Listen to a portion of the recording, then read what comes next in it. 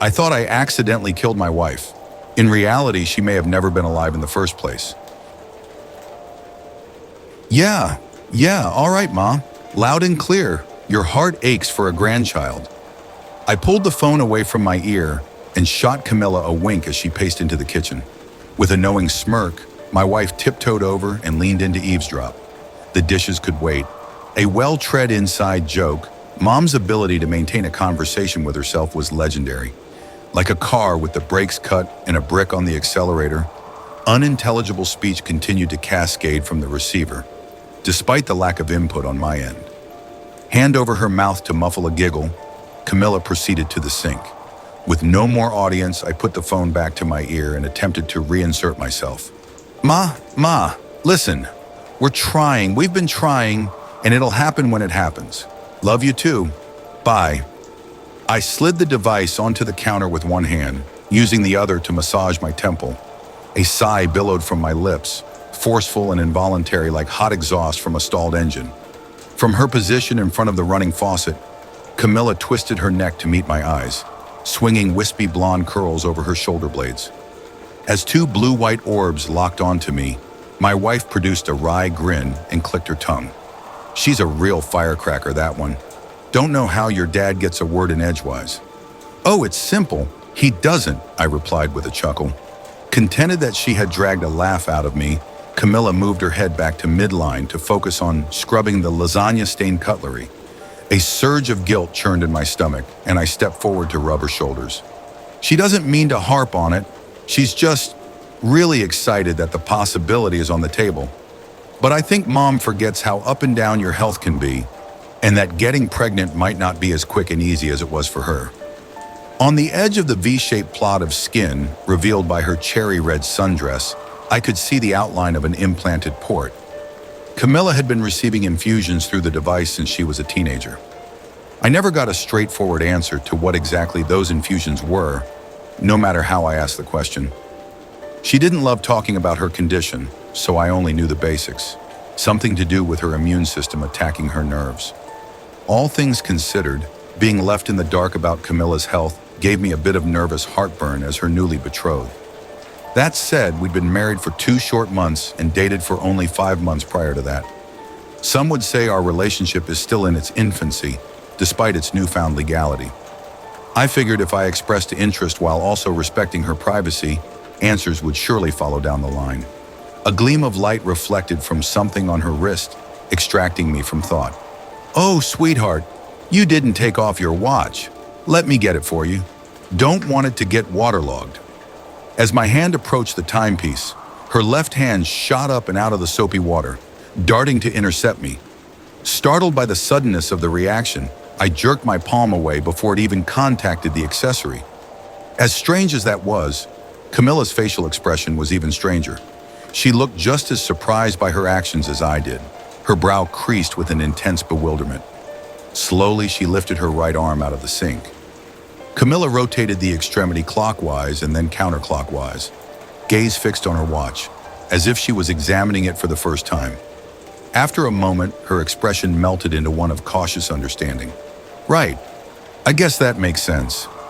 Rather than letting me remove her watch, she took it off herself, wrapping it delicately around the base of the faucet, noticeably out of reach from me. Never in my life have I met a woman more enraptured with what appeared to be a luxury wristwatch. I'm not a watch guy, so I'm assuming it's high-end. I mean, the damn thing stays on during sex. You'd think she had stapled the Hope Diamond to her wrist based on how preciously she treats it. This made her casual attitude towards it getting wet even stranger. It's like her condition, I thought. I'll learn more in time. I just have to be patient. As I moved to retrieve my phone from the counter behind Camilla, my hip accidentally collided with her elbow. She winced in response. Oh, Camilla, I'm so sorry. My head's in the clouds. Have to watch where I'm going. Are you all right? I peered into the half-filled sink, fearing I'd witness a streak of crimson rise from the bottom of the basin, like the beginning of an oil spill. Except there was no blood. Instead, I saw a stream of tiny bubbles gushing to the top of the reservoir, accompanied by a peculiar, high-pitched noise that I had no explanation for.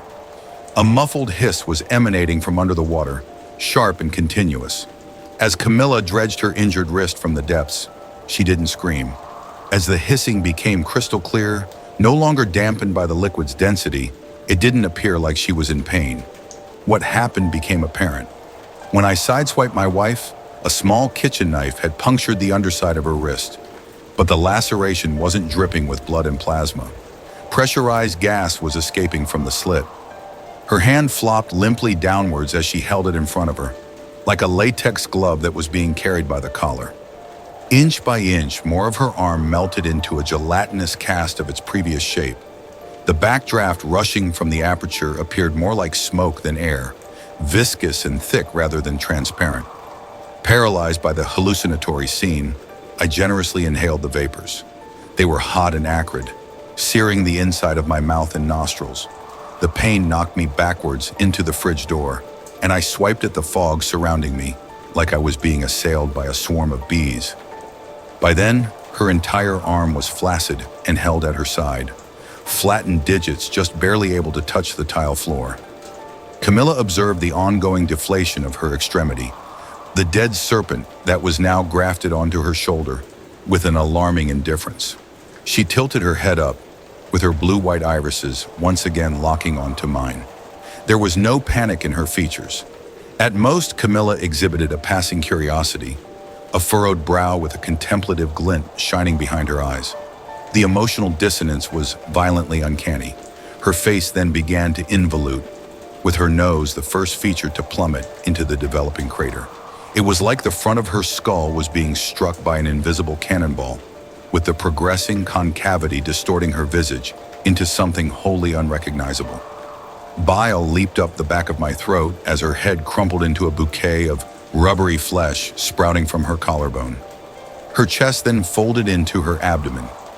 With a final crescendoing hiss, the last of my wife evaporated into a chaotic mound of elastic tissue and empty clothes on the kitchen floor. I'm not sure what I did once the room became silent. I may have screamed, I may have wept, I may have done nothing at all, instead electing to wait patiently for this fever dream to break. What I remember next is the voice on the other end of my cell phone, asking if I needed emergency services. I don't recall saying anything to the 911 dispatcher, but I must have, because she informed me that the police were on their way. The phone abruptly vibrated, the sensation somehow reaching into the ether to grasp my soul and force it back into my person. I gasped loudly. With dread and adrenaline dancing in my veins, I examined the screen. Camilla was calling. Every cell in my body buzzed with furious anxiety. From where I was standing, I could see her phone, face up and to the left of the sink. It read, "Hubby" on the outgoing call screen. Unsure of what other options were available to me, I answered the call. I shouted my initial query before she could wind herself up. "Hey, Mom, where did you say you met Camilla again?" Dead air came back as her response.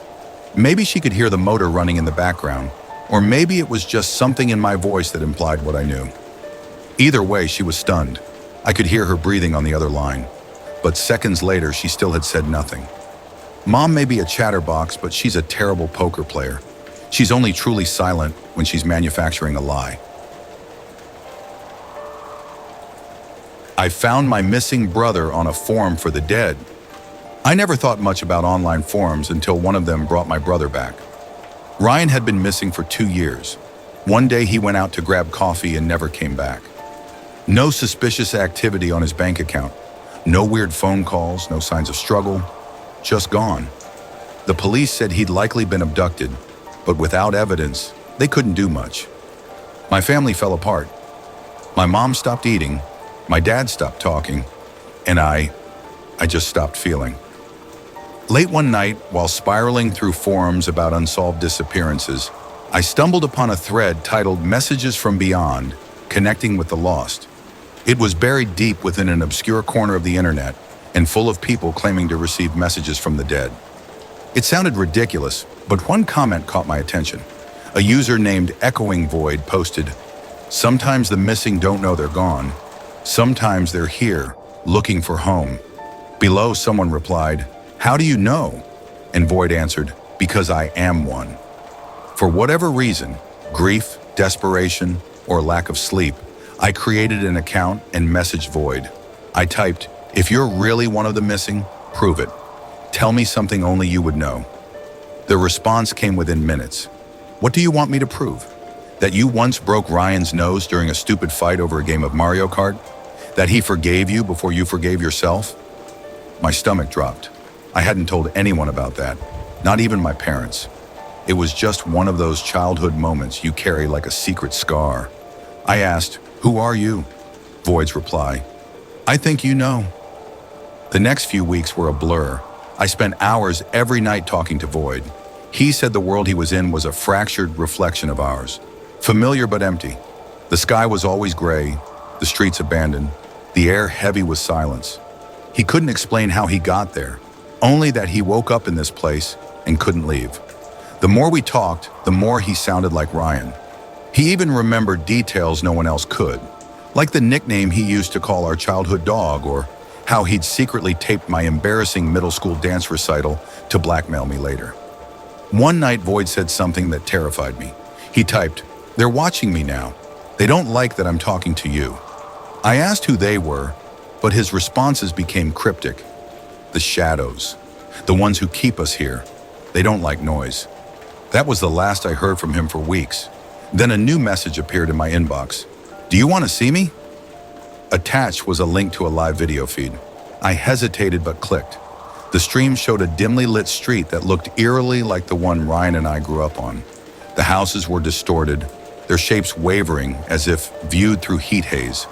In the distance, a figure walked toward the camera. As they drew closer, I recognized his face. It was Ryan. But something was off. His eyes were too wide, his movements stiff, like a puppet on strings. He smiled at the camera, but it wasn't the smile I remembered. It was forced, unnatural. He raised a hand and waved. In the live chat beside the video, he typed, "It's me. I told you I was here." I couldn't move. My heart felt like it was trying to escape my chest. Suddenly, the camera shook violently.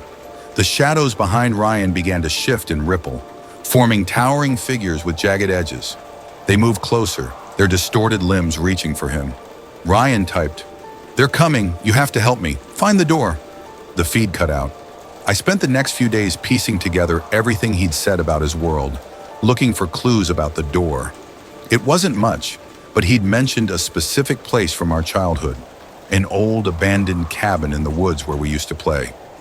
I drove there, half expecting nothing. The cabin was just as we left it, rotting and overgrown. Inside, I found a trapdoor beneath a threadbare rug. The ladder below led to a tunnel that stretched on for what felt like miles.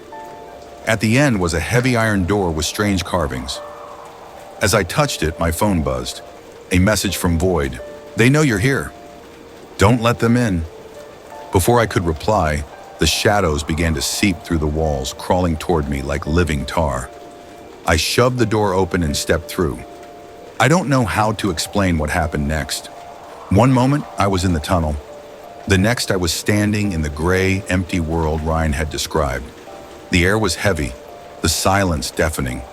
And there he was, standing a few feet away, staring at me with wide, desperate eyes. "Ryan," I whispered. But before he could respond, the shadows surged forward. The last thing I remember is his scream. I woke up in my bed the next morning, clutching a piece of paper I'd never seen before. Written on it, in Ryan's handwriting, were the words, "Don't stop looking. There's another door."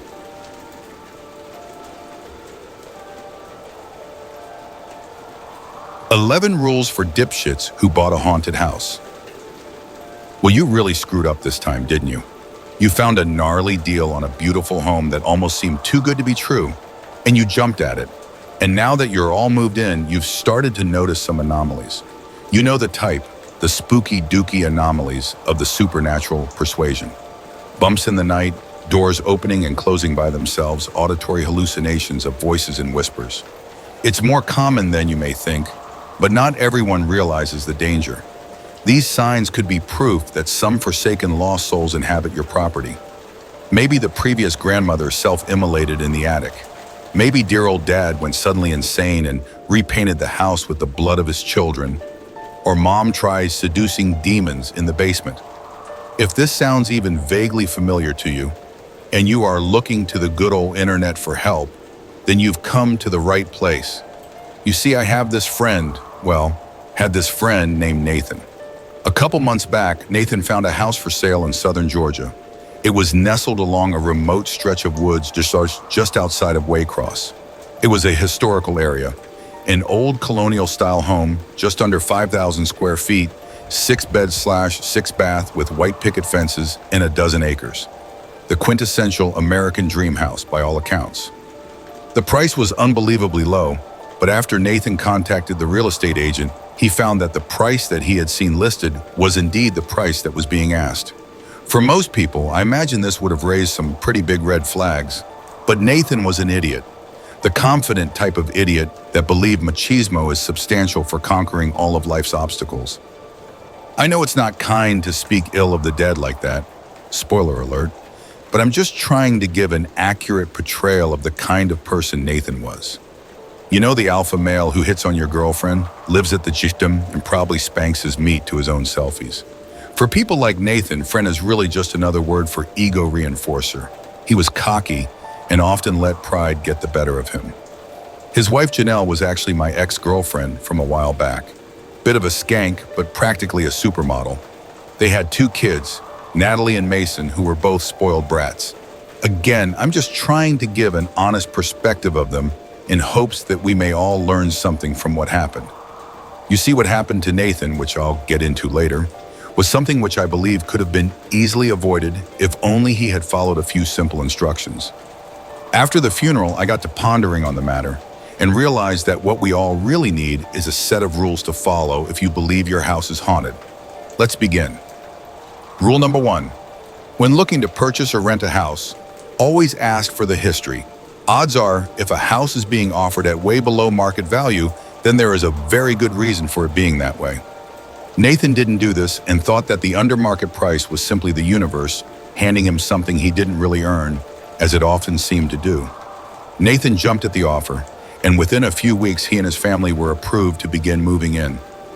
I volunteered to help them move in, and I'll be honest, the house was absolutely gorgeous. Things were great for them at first, but Nathan soon started noticing some odd occurrences. It started with this knocking sound that seemed to reverberate all over the home at odd hours. He said he could never seem to pinpoint where it was coming from, and it never seemed to originate from the same place twice. Eventually, he just chalked it up to the house settling, but that was just the beginning. Rule number 2, trust your gut. Your home is the last place you should feel uncomfortable. If you get that inkling of discomfort in the back of your mind that never seems to fully dissipate, pay attention to it. It's probably your subconscious trying to warn you. Nathan tried ignoring these sounds, told his wife that it was just normal, or the wind, and comforted his children when they felt scared. He had 2 dogs, Rusty and Sailor. Both of them black labs, and both seemed to become very anxious after moving in. Nathan did his best to get medication to help the dogs relax, but it didn't seem to help much. That brings us to rule number 3. Along with your gut, you should also trust your pets. Animals have instincts far greater than humans. It's been said that man is the only creature who will sense danger and still wander into it. Animals have a sense for the supernatural. Dogs and cats in particular. If you find them growling at what appears to be nothing, or constantly staring into specific areas of the house, then pay attention to that. Odds are they can see something you can't. Nathan told me that Rusty, the older of the 2 dogs, would pace the hall each night for hours. He said it was like he was standing guard over something.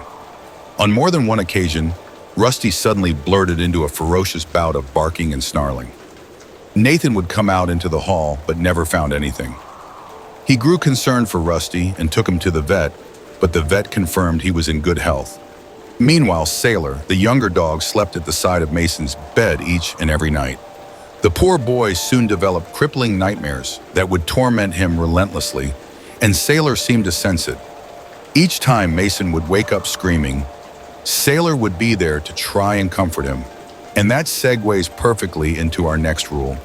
Rule number 4, beware the nightmares. Young children are similar to animals in the way that they seem more perceptive to things that adults are not. This one can be difficult because there are many root causes of nightmares with things like anxiety, depression, and other mental illnesses.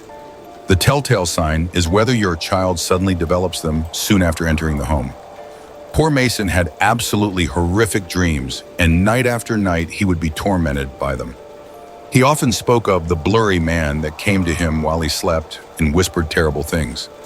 He even said that sometimes he would see the blurry man while he was awake, but never more than a quick glimpse and always in the shadows or outside in the woods. Nathan and his wife worried that perhaps Mason was schizophrenic, but multiple doctors confirmed this was not the case. They tried giving Mason sleeping pills, various supplements, and burned incense to help him sleep more peacefully. It worked for a while until Natalie started having them too. Rule No. 5. Try to determine what kind of spirit you're dealing with. If you see flashes of a small child running through the halls at night or orbs spiraling in the air, then odds are your ethereal neighbor is rather benign. Some people even discover they rather enjoy life with a spectral roommate and find their antics to be rather interesting. Most believe that spirits who pass away before completing what their soul desired will become stuck in a sort of purgatory. Many are scared, confused, and angry, but some, primarily young children, seem to be almost jubilant at times. Most of these are unnerving but altogether harmless. But then there's the other spirits. Rule number 6.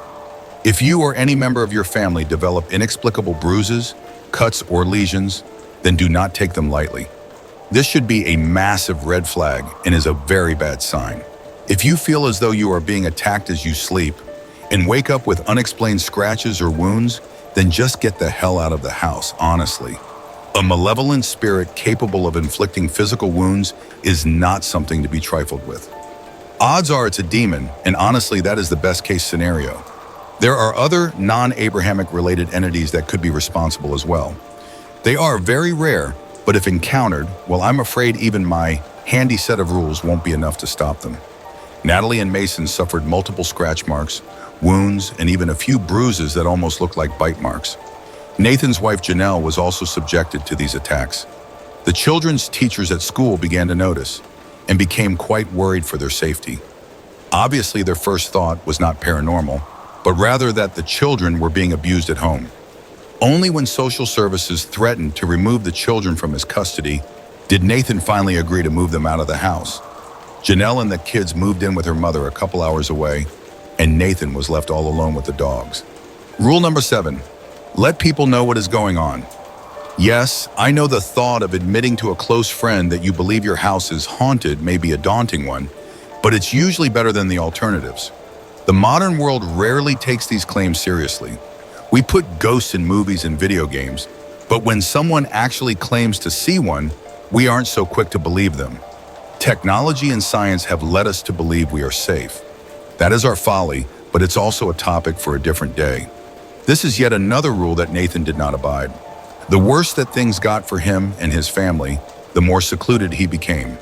On numerous occasions, he phoned the police saying that he believed someone had broken in, but they never found evidence of it. Eventually, they even put him on a blacklist and warned that any further contact would result in legal trouble. Rather than tell his parents or brother or any of his friends what was going on, he retreated into himself. He became fidgety and paranoid, at times refusing to return phone calls and texts from his loved ones. He just broke contact and things only got worse. Rule 8 and 9 sort of belong in the same category, although one is a little more extreme than the other. Rule number 8, if you suspect something is up, it doesn't hurt to perform a cleansing. Like I said earlier, the modern world has little time to entertain the notion of ghosts and the supernatural. But that shouldn't ward you off. If you're unsure about whether your home is being haunted or not, then a routine cleansing can do wonders for you. I'm willing to bet there are mediums and priests in your town that can get the job done. Even if you can't find anyone local, you can always just go online and find instructions for yourself. It's not as effective that way, but it's better than nothing. Rule number 9, if you're really feeling as though you are in danger, get someone to perform an exorcism. It's the step that no one wants to take, but desperate times call for desperate measures. Priests and spiritual leaders are your go-to for these kinds of things. Even if you yourself are not religious, these people honestly do know how to help. There's some evidence that Nathan was attempting to do this, But it's unknown why exactly it didn't work out. Maybe he second-guessed himself and thought he could handle it, or maybe his ego took control once again. Nathan had been collecting evidence for a while and had amassed quite a stash of clues. He had audio recordings which relayed banging on the walls and footsteps in the attics. He took multiple videos, but none of them really showed anything except for the last one. But by that point, it was too late. In his journal, he also wrote that he experienced items in the house levitating on several occasions. But sadly, he had no recorded proof of this. Rule number 10, the big one. Whatever you do, don't try to antagonize the spirit. This should really go without saying, but angrily challenging the spirit or daring it to manifest is a really bad idea. But as you may have guessed, Nathan and his unlimited stream of testosterone decided to do just that. He got really drunk one night and began ruminating on all that had been happening. Nathan was always a skeptic, but even he couldn't ignore the psychological impact on his family, whether it was imagined or not. He realized his relationship with his children and wife were being heavily strained, and his new house had become a place of hostility. This made Nathan very angry, so Nathan stood up and shouted at his empty house for the spirit to come forth and face him.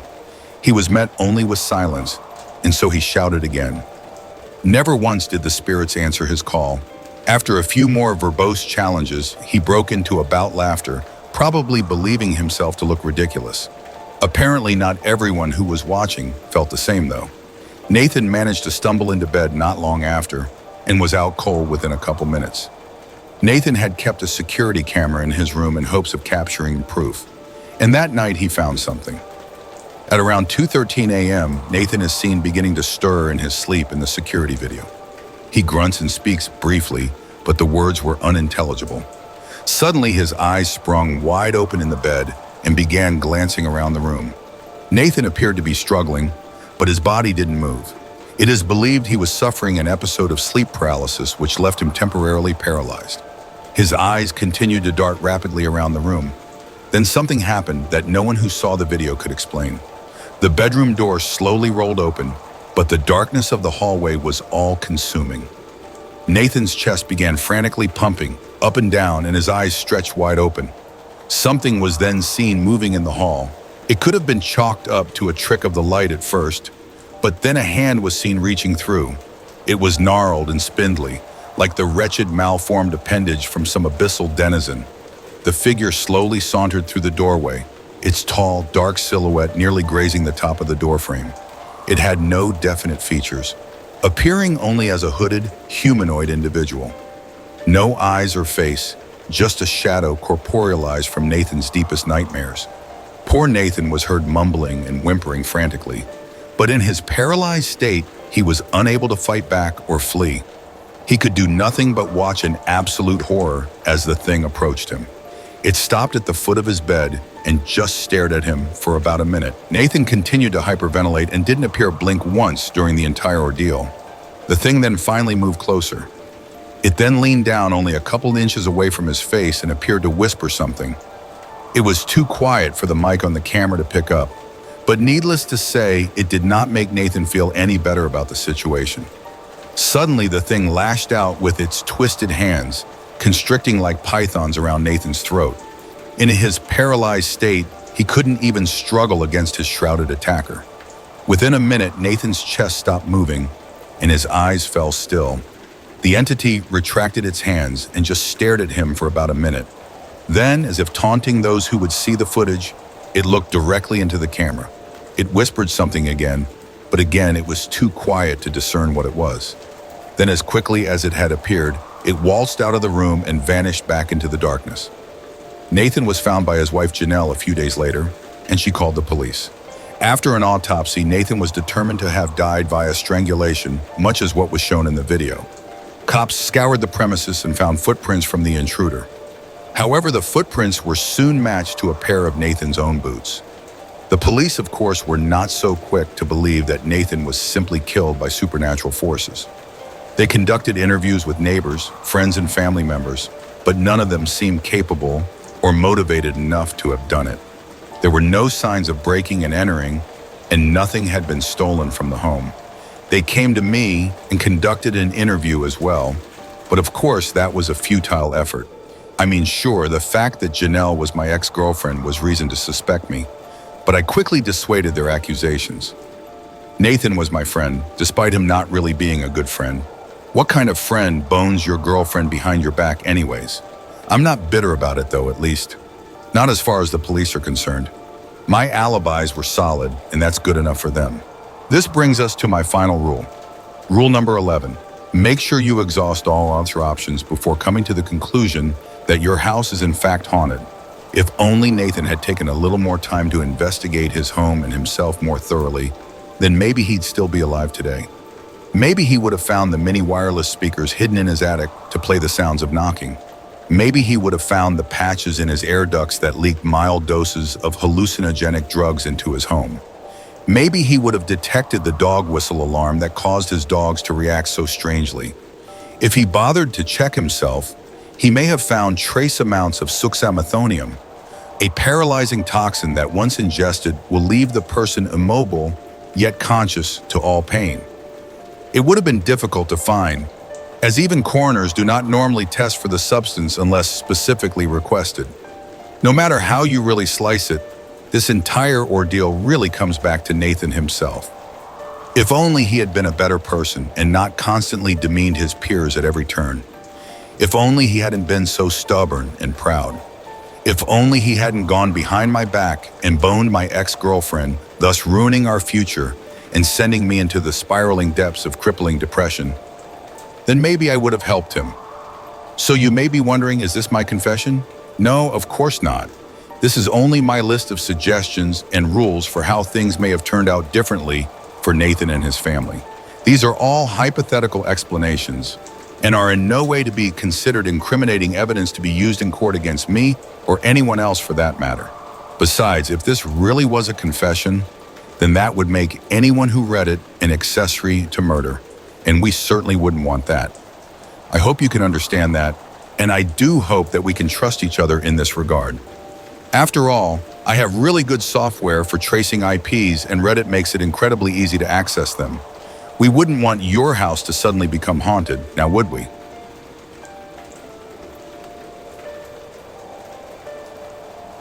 My missing husband came home, but I just know it isn't him. My husband went missing 6 months ago. Just went out to work one day and never came home. It was a horrible shock to the whole neighborhood because things like that just didn't happen in our little slice of white picket fence suburbia. The police launched an investigation and the neighborhood watch sent out search parties, but no one ever found any evidence to indicate what had happened to him. Our families were devastated. Recently, the missing posters have been taken down or papered over. The updates from the police became less frequent and dwindled away. I accepted that, hard as it was to admit, my Rick wasn't coming back. Until he did. A week ago, I was in the back garden watering my petunias when I heard the garden gate creak open. I jerked my head in that direction, and there he was, exactly the same as he was the day he disappeared. Same windswept blonde hair and bright blue eyes, same curl to his pink lips. I was in shock. Our families had mourned for him, and yet there he was, standing in our garden like he had just popped out for milk or something. When I asked where he had been, he said he didn't know. He couldn't remember anything about the last 6 months. All our family and friends are beside themselves with joy. They almost can't believe it. But that's just the thing. I don't believe it. Look, I understand how crazy this all sounds. I do. Our families would never believe me, and I can't go to the police unless I want to end up in a straitjacket. But I just know that the man sleeping next to me isn't my husband. I don't know what to do. I know I should be happy, but I'm not. I'm terrified. I don't know much about anything supernatural or paranormal. I don't even like watching horror movies. But something about this whole situation makes my skin crawl. Just let me explain why I'm so sure. Once I've done that, hopefully one of you will believe me, and you'll be able to tell me what to do. The morning after Rick came home, I made him a cup of tea. When I handed it to him, he gave me the brightest smile. Then he took a sugar cube from the dish on the table and dropped it into the cup. Our house was in chaos with his return, and I was still in shock, so I didn't think much of it at the time, but it's been replaying in my mind ever since. I know it doesn't sound very significant, but my husband never put sugar in his tea. He was always adamant that it ruined the taste, and he'd get so frustrated if I ever put sugar in his cup by accident. And yet, this man had sugar. Then it was the golf. A few days ago, when he was out visiting his mom, I recorded a golf tournament that was showing on the TV. It was one of Rick's favorite golfers that was competing, and he never missed it. Once, he even skipped out on an anniversary dinner just to watch a championship. Only when he came home from his parents and I told him what I'd done, he just seemed unbothered. Like he said thanks and everything, and then he asked if I wanted to get dinner. He didn't even watch it, and that's just so out of character for him. Then one night I woke up around 2 a.m. to see Rick's face inches from mine, just looking at me with these blank eyes. I kind of gave this nervous laugh and asked, "Baby, what are you doing?" And he didn't answer for like a solid 30 seconds. He just stared, almost like he was looking right through me. Then he suddenly smiled and said, "Sorry, honey.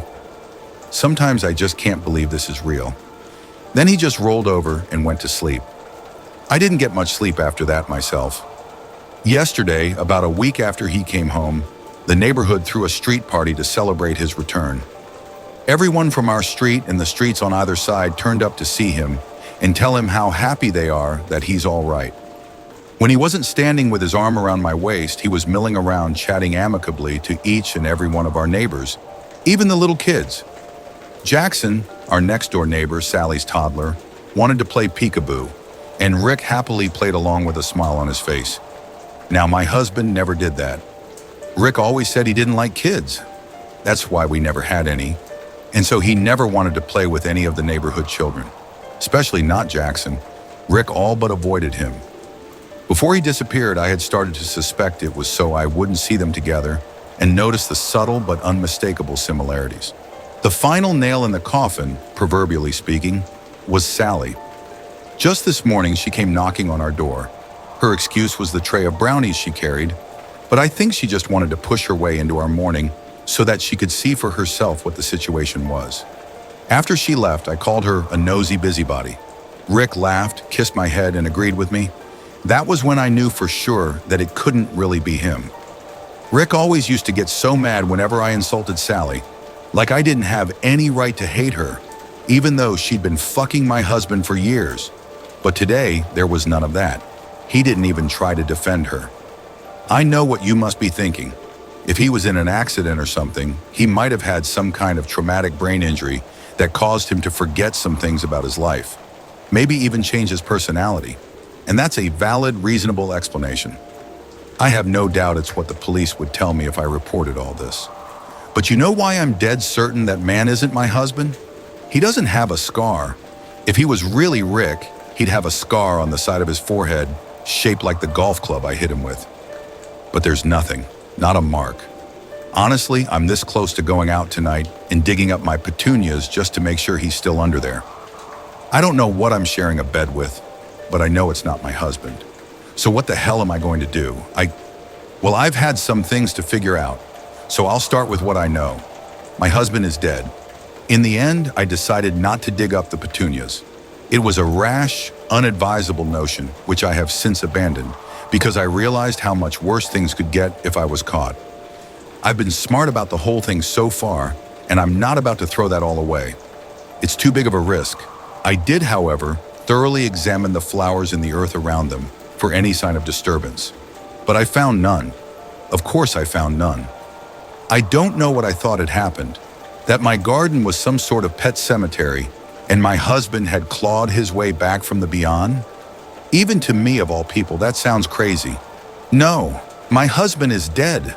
In my heart, I know that beyond any shadow of a doubt, which means that whoever is in my kitchen right now is a complete stranger. He looks and sounds exactly like Rick. His own parents don't even notice the difference, for heaven's sake. But he doesn't act like him at all, which tells me again that he is a stranger, that he never knew me before this, and he certainly never knew Rick. He doesn't enjoy the things Rick enjoyed. He doesn't say the sort of things Rick said. He doesn't complain, doesn't raise his voice, doesn't lie or gaslight or cheat. Frankly, he's a better husband than Rick ever was. Honestly, when I think about it like that, I'm almost tempted just to let it go. I tried to let it go, not to get caught up in worrying and just accept my new life for what it is. But I find myself unable to let it go. Because even though this man seems ordinary and kind and reasonable, there's one thing that scares me still. For someone to have so confidently taken Rick's place, they would somehow have to be sure themselves that the real Rick would not return to complicate their plans, however innocent or sinister those plans may be. Whoever this man is who is calling himself Rick, he must surely know that Rick is dead. And if he knows that, I would bet anything that he also knows how. I've gambled with my life and my freedom before, and I don't intend to do so again. A couple of you suggested that Rick might have had a twin that, for whatever reason, I never knew about. Or perhaps a doppelganger who saw his chance at a more comfortable life and took it. Either of these seemed to me to be the closest to the realm of possibility, so they were the first theories I set out to confirm or disprove. A DNA test would surely be able to confirm whether this man is my husband's twin or someone completely unrelated. Of course, I was hardly going to tell him about it. At best, he would refuse, and at worst, well, I didn't want to find out. So about a week after my last post, I ordered 2 separate DNA tests designed for finding one's relatives and ancestors, and had them delivered whilst Rick was at work. Then a few nights later, I waited until he was asleep. Actually asleep, not half asleep and staring. And I pulled out a few strands of his hair, not enough that it would be noticeable in the morning, but sufficient amount to send away in a little tube to be analyzed. Much to my relief, he didn't wake up. I'm not sure how I would have explained it if he had. I sent the hair away to the DNA test companies, and they told me I'd have to wait a couple of weeks for the results. And in those couple of weeks, things have gotten stranger, shall we say. You see, I've noticed that Rick never seems to eat of his own accord. Like he'll make dinner for us both, but that seems more to do with when I mention that I'm hungry than with his own desire to eat. He doesn't snack between meals. He never goes for a glass of water. I don't even think he takes anything with him to work for lunch. There's something else too. Rick's beard trimmer is still in its box, exactly where he left it 6 months ago, covered in dust and quite obviously unused. And yet Rick has been home for nearly a month and his beard doesn't seem to be any longer, even though he used to trim it twice a week. On top of that, the staring has become a frequent occurrence, and not just in the middle of the night. I catch him watching me during the day too, always looking away or laughing it off whenever I notice him doing it. Anyway, I might as well tell you why I'm writing this now, because I can't make head nor tail of the situation anymore. The DNA tests came back in the mail this afternoon before Rick came home from work. I opened them quickly, eager to see who was included in the list of relatives, whether there were any names I recognized. Either way, it would answer my question. Only I don't have an answer. All I have are more questions, because the first test came back as inconclusive, with a note from the company telling me I had to send them a viable hair sample in order for it to work. I didn't understand that. I'd cut the hair myself after all. And what did they mean by viable? But it was the second test that concerned me the most. Where there should have been information about demographic and regional origin, there was nothing, only a line of printed black letters spelling out the word unknown. Where there should have been a list of relatives and ancestors, there was no one. Not just no one related to Rick. No, I mean no one. According to the DNA test, this man has no relatives, no family, no ancestors, no biological connections near or distant. That should be impossible, right? How can a person exist without any kind of relation? And how can he come from nowhere? I'm typing this up on the computer in the study with several tabs open on various Google searches as I try to figure out how this could be possible. The DNA test lies on the table behind me, taunting me with the evidence of everything I do not know. And then I hear it, clear as day, coming from the doorway behind me. Rebecca? If I didn't know better, I'd say my heart stopped. I would know that voice anywhere. I never heard him come in, never even heard the door open. Dimly in the back of my mind, I recall that our door creaks every time it opens. How could I not have heard it? I turn over my shoulder towards not Rick, a false bright smile on my face. He is not smiling. His face is calm, but there's something hard about the line of his mouth that sets me on edge. What the hell is this? His voice is perfectly level, but something about it makes the hairs on the back of my neck stand up. There's an undertone to his voice that I haven't noticed before now, something low and subtly grating. Even the real Rick never sounded like that. He holds something up, one eyebrow arched. When I see what he's holding, my stomach plummets. The results of the DNA test.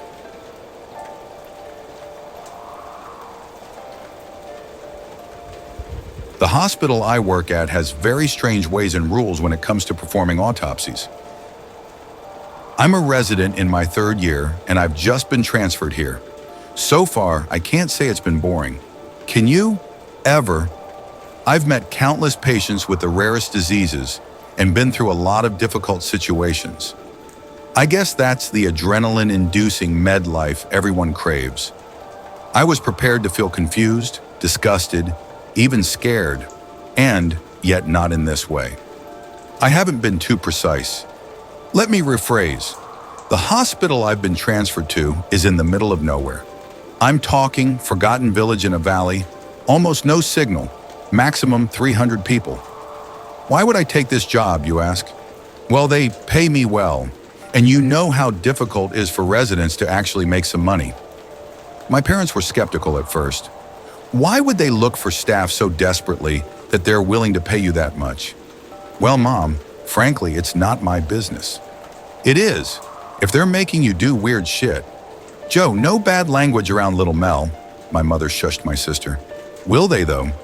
She followed, frowning. I don't think so. They're just lacking personnel. Think about it. No one wants to go to Fucksville in the middle of nowhere and waste their time. Pardon, I meant gain experience. For 7 months. They have to attract you in some way. Okay, but call. Or don't, my dad said. Spare us.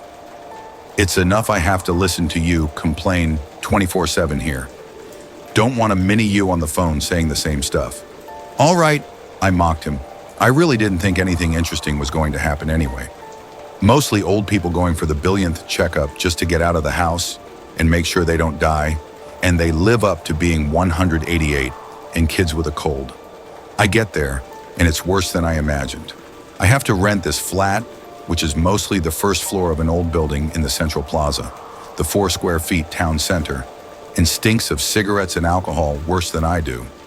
I have a roommate I barely see, and a landlord that instructed me from the beginning not to smoke. The hospital is 2 miles away, in what I like to call the suburbs of this mega-populated area. It's a rotting building with mold in like half of the rooms and a questionable basement. But at least the staff is nice. I don't know how they passed all safety and health checks, but fuck if I care. Anyway, I start, and there's nothing unusual going on. I don't have much to do, as I anticipated. Walk around, do checkups, draw blood, assistant talk to patients. How are you feeling, ma'am? And how often do you say that happens? All right, I'll see what I can do. I took some night shifts in the first weeks, but it was extremely boring, and the mold was bad for my lungs, so I stopped. Nothing interesting happened during the first few weeks. It was truly just me in the cold mountains, a lone and mysterious wolf against this darkness we call life.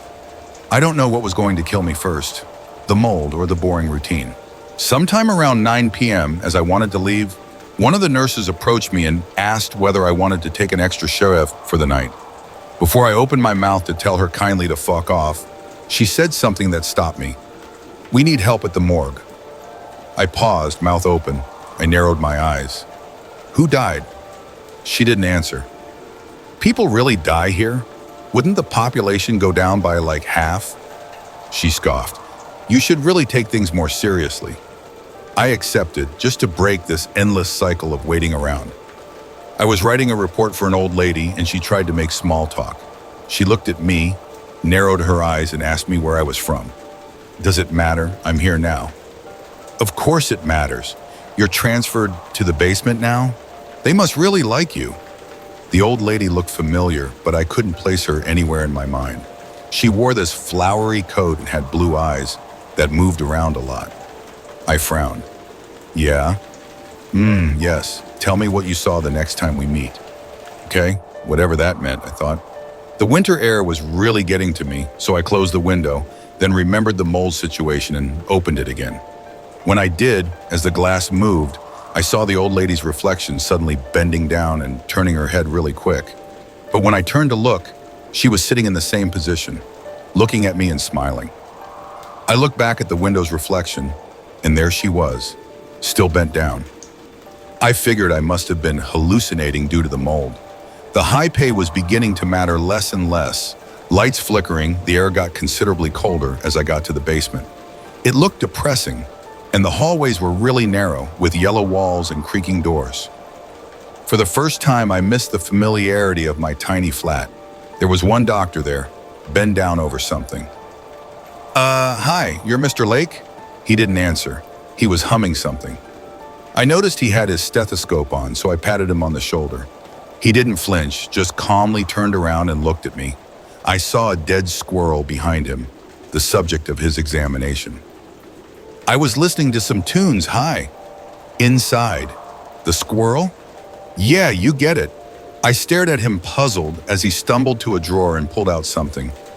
"You must be Mr. Hannigan, CNN. Is this an NDA? Don't worry about it." I actually will worry about it. I'm not signing this. What's going on?" He paused and remained like that for a while. I could hear the creaking floors in the hallway. "Is there someone else with us?" "Well, yeah, you'd think we were alone here. Who in their right mind would be alone here?" He laughed. I frowned. "We're together, we're not exactly alone." "God, you're still talking. Be quiet, Mr. Hannigan. Sign this and be quiet." I don't know why, but I did.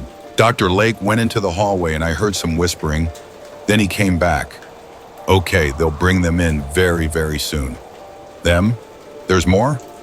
"Yeah, we die in pairs around here." "Right. That was the least weird thing I'd heard tonight. I didn't even question it that much." We sat next to each other in the cold room for a while and nothing happened. Just waiting in the silence, disrupted by one ticking clock and the wind moving the branches outside. As much as I was freaked out, it was interesting. I was a bit curious to see what was going to happen next, and judging by the non-disclosure agreement I had to sign, the night was not going to be uneventful. "Is your name really Dr. Lake?" I asked. The man flashed me a smile. "It used to be Blake, but I gave a letter up." Then right as he looked up to the door frame, his expression dropped. I turned to look, but nothing was there. "They're here." He mumbled, half excited, half nervous, as he sprinted through the door. I followed, and to my surprise, someone was really there. A nurse wearing 3 crosses around her neck, bringing 2 bodies on 2 distinct tables. When she saw us, she nodded. Her face was made only from sharp angles and rough tones, and her eyes had no warmth, no movement, even when she looked at me. Her lips were paper-thin and violet, and her hands covered in cuts. She didn't speak, but Dr. Lake thanked her, and we pulled the 2 tables inside the room. The post-mortem room was cold and sterile, its metallic surfaces gleaming under the harsh, clinical lighting that cast sharp shadows across the space. In the center of the room, the 2 stainless steel tables stood like grim altars, each one slightly angled with drainage channels for fluids. The air smelled faintly of disinfectant, a sharp contrast to the heavy silence that seemed to settle over everything. Along the walls, cabinets held an array of gleaming surgical tools, scalpels, bone saws, forceps, all meticulously arranged for easy access. A ventilation system hummed quietly, ensuring the air remained cool and sterile, while a sink in the corner provided a steady trickle of water, the sound a soft but constant reminder of the room's grim purpose. Yeah, air ventilation. Good luck beating the mold, I thought, but noticed that this room seemed to be free of mold. It was almost as if it didn't belong to the hospital. "Mr. Hannigan, I need you to take out a notebook and write down what I tell you." I obliged, expecting instructions, initial observations, or anything like that. "Right, so Rule 1. Rule 1. Don't talk to strangers." I smiled at the joke, then hovered my pen above the paper, waiting for the actual rule. "You done?" I looked up, still expecting. Dr. Lake was studying me, impatient. "Rule 2? Wait, Rule 1 was, don't talk to strangers. Come on, hurry, we have to be done before the sun rises." "What do you mean?" "I'm sorry, was that a joke?" "I am dead serious. In this, area, you don't talk to no one, just me or anyone you know. You see others working in the basement, You do not approach them. You don't talk to strangers. I pressed my pen into the paper and distantly wrote, don't talk to strangers. Rule 2, always examine everything around. A death is not just the end of a life. It is a separation that bends the universe and snaps it in half. Such thing disrupts the atmosphere, so be mindful of your surroundings. Sometimes the clues are not in the dead body, but everything else around them. Great, I thought. This doctor was fucking crazy. Maybe that's why no one wanted to work with him. Rule 3, look in the mirror often. It helps you be grounded. Rule 4, don't look at the blood too much. Rule 5, no, their eyes don't follow you around. You're imagining things. Even if it feels real, don't panic. They can't judge you. Rule 6, don't look at the photographs before you finish. Just take them and let them develop. By the time you have your verdict, write it on the back of the photographs and let them listen. Rule 7, when you're done, thank them, but don't fully close the door. They need to leave. Get out of the basement quick before they get the chance to follow you home. I was insanely freaked out by the time Lake finished dictating, and he must have noticed because he laughed. Don't worry, Mr. Hannigan, I am a professional at this. God, you should see your eyes. They just keep darting to the door like you're debating whether to make a run for it or not. Trust me, nothing will happen to you, nothing. I feel like I should at least know what they're for, Doctor, just so I know how to behave. For a moment, he stared at me fully expressionless. Then his eyes drifted to a fixed point in space, and he tilted his head. Yeah, all right, but I'll make it quick. We really need to get to work. I nodded. Remember you signed the NDA? Yes. That implies no words to anyone, mom, girlfriend, sister. Yes, sir. All right. His eyes were glistening. They should have told you more. I don't know why they didn't. So, have you ever heard of a purgatory? Purgatory in religious and spiritual contexts, particularly in Roman Catholic theology, is a state or place of purification or temporary punishment where souls of those who have died in a state of grace undergo purification to achieve the holiness necessary to enter heaven. It's not a place of eternal damnation like hell, but rather a transitional state for those who are not yet ready to stand in the presence of God. I nodded, and somehow, in the silence of the room and the cold company of the two sheet-covered bodies, it felt like I wasn't the only one listening. In a broader, non-religious sense, purgatory can refer to any kind of liminal, in-between state of suffering or waiting, where someone endures hardship without yet reaching a final resolution or outcome. There are numerous energetic points on Earth where the fabric of out-telluric planes shifts and gathers, and cumulations of energy do happen. Those places become heavy and very important to the passing of souls. His eyes were locked on mine. Listen, Hardin. I hadn't expected him to say my name. This is one of them. I opened my mouth to speak, but he motioned at me to shut up. This village is built specifically for these. Long ago, way before history got its name, our people realized that. Right when we came to know what a ghost is, and when we tried to communicate with them, we found out. Purgatories happen on Earth because the spirit is still very human and tied to its body.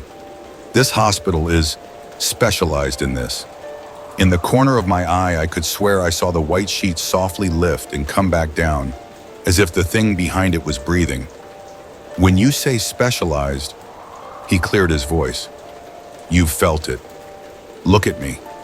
I did, and his playful allure had dropped. He was focused and sober. Hardin, you've worked with them. No, this hospital is not your usual one. How did you find out about this job? It couldn't be. Through a friend. Do you remember their face? No. Exactly. There's a reason why the mold doesn't affect the patients. They're already dead, waiting. Only they don't fully know they're dead. That's why we hold them down with fake examinations, until their time to get judged comes. Down here. But why us? You mean you don't do their autopsies?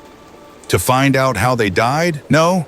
I do the autopsy to determine whether they deserve to go to heaven or hell. That's the real examination. And what's my purpose here? Nothing, I just need your intuition. I blinked, confused. Just watch me work, Lake added, putting his gloves on. And then he began. Pulling the first sheet, I recognized the blue eyes and prominent neck veins from earlier. It was the woman I'd talked to that night. I did what he asked me to. I handed him different utensils, some which I recognized, others strange. A glass ball, holy water, a pair of glasses, a deck of cards, salt, sage. I noted down his observations. Upon examination of the heart, significant coronary artery disease was noted.